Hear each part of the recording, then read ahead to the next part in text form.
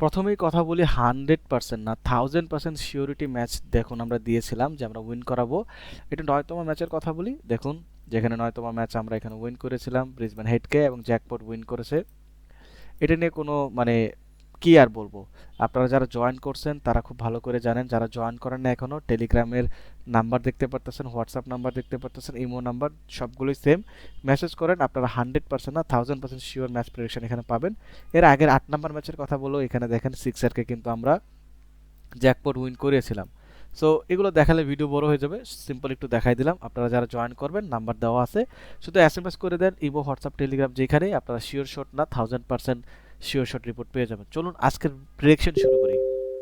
তো আজকের এই ভিডিওতে আমরা 10তম ম্যাচ প্রেডিকশন নিয়ে কথা বলবো। এটা ক্রিসমাসের দিন খেলা হবে, এটা আমার গিফট থাকবে আপনাদের জন্য, যেখানে 1000% শিওর অ্যাকুরেসি রিপোর্ট দেওয়ার চেষ্টা করব। তো চলুন অ্যানালাইসিং শুরু করি। যেখানে লাস্ট 5 ম্যাচের রেজাল্টের কথা বললে দুই দলেরই সেমই অবস্থা মোটামুটি, বাট মেলবোর্ন রেনিগেন্স কিন্তু লাস্ট খেলা জিতে আসছে, আর এখানে কিন্তু 5 স্কচার কিন্তু লাস্টের যে খেলাটা সেটা কিন্তু হেরে এসেছে।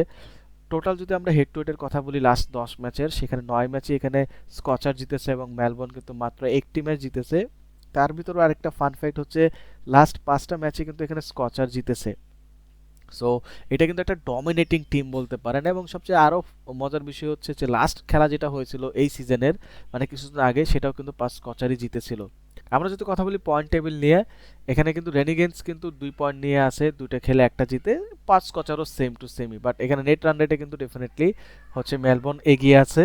ওভারঅল যদি দেখেন মেলবোর্ন কিন্তু এখানে 50% ম্যাচ উইন করে, তার মানে 10টা খেলার ভিতরে 5টা উইন করে। এবং যদি দেখেন স্কচার, তারা কিন্তু মাত্র হচ্ছে 30% ম্যাচে উইন করে, মানে 10টার ভিতরে মাত্র 3টা খেলায় তারা উইন করে।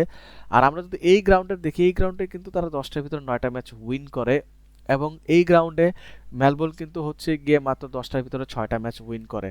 এই গ্রাউন্ডে কিন্তু হচ্ছে উইকেট পেসাররা বেশি নেয়, অলমোস্ট হচ্ছে 70%, এবং স্পিনাররা 30%-এর মতো নেয়। এই গ্রাউন্ডে কিন্তু হচ্ছে সেকেন্ড ব্যাটিং উইনিং রেশিও অনেক ভালো।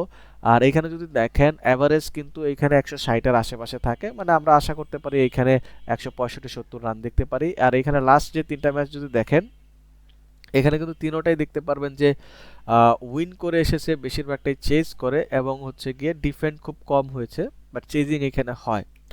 আমরা যদি টিম অ্যানালাইসিং করি, ডেফিনেটলি এখানে ওপেনিং টিমের পেয়ারের কথা বললে এখানে রেনিগেন্স আগায় থাকবে, মিডল অর্ডারের কথা বললে এখানে 5 স্কচার আগায় থাকবে। ব্যাটিং ডেপথ দুই টিমেরই নাই, বাট রেনিগেন্সের নিচে অবধি ব্যাটিং করার বলাররাও ব্যাটিং করতে পারে। পেস অ্যাটাকের কথা বললে ডেফিনেটলি এখানে রেনিগেন্সের কাছে ভালো পেস অ্যাটাক রয়েছে 5 স্কচারের থেকেও। স্পিন অ্যাটাকের কথা বললে দুই টিমের কাছে মোটামুটি স্পিন রয়েছে। আমরা যদি রেনিগেন্সের হচ্ছে গিয়ে একটু ওভারভিউর কথা বলি, তাদের কিন্তু দুইটা ম্যাচের ভিতরে একটা তো হেরে এসেছে জানেনই আপনারা, এবং একটা জিতেছে। এবং তাদের ব্যাটিং লাইনআপে কিন্তু হচ্ছে ফ্রেজার এবং হচ্ছে গিয়ে টিম শেফার্ডের মতো খেলোয়াড় রয়েছে, যারা মানে দ্রুত রান তুলতে সম্পূর্ণভাবে সক্ষম। আর তাদের যদি দেখেন হচ্ছে এখানে সাদারল্যান্ড এবং হচ্ছে অ্যাডাম জাম্পার মতো অভিজ্ঞ বলারও রয়েছে, যা তাদের দলকে মোটামুটি ব্যালেন্স করে তুলে। 5 স্কচারের কথা বললে তারা প্রথম ম্যাচে যদি জিতে, সেকেন্ড ম্যাচটা তারা হেরে এসেছে। এবং তাদের ব্যাটিং লাইনআপে যদি এখানে দেখেন অ্যালেন, তারপর হচ্ছে গিয়ে জেনসিং, জশ ইংলিশের মতো খেলোয়াড়রা রয়েছে, বাট তাদের যে শেষ ম্যাচে যদি দেখেন তারা কিন্তু রান খুব একটা নিতে পারে নাই, তারা মানে চেস করতে ব্যর্থ হয়েছে। সো ওই বিষয়টাও দেখতে হবে। তাদের বোলিং অ্যাটাকে ব্যারেনড্রফ আছে, রিচার্ডসন আছে, তাদের বলার তো ভালো, বাট আমার মনে হচ্ছে যে উইকেট যেহেতু পাচ্ছে না, সেক্ষেত্রে একটা মানে খারাপ দিক এটা রয়েছে, তাদের বলারদেরকে ফর্মে আসতে হবে। পিচের কথা বললে এটা মানে ব্যাটসম্যানদেরকে হালকা পাতলা সাপোর্ট করে, এবং স্পিনাররাও কিন্তু এখানে সাপোর্ট পাবে। সো এই জিনিসটা মাথায় রাখবেন।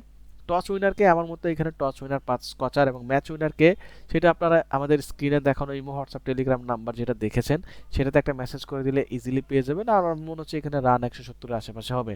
সো এই ছিল অ্যানালাইসিং, আশা করি আপনারা বুঝতে পেরেছেন কে জিতবে। তারপর যদি না বুঝেন, আমাদের টেলিগ্রাম তো জানেনই, হোয়াটসঅ্যাপ এবং ইমো নাম্বারও দেওয়াই আছে, শুধু মেসেজ করে দেন, আমরা আপনাদেরকে বলে দেবো সেখানে। Take care, bye by.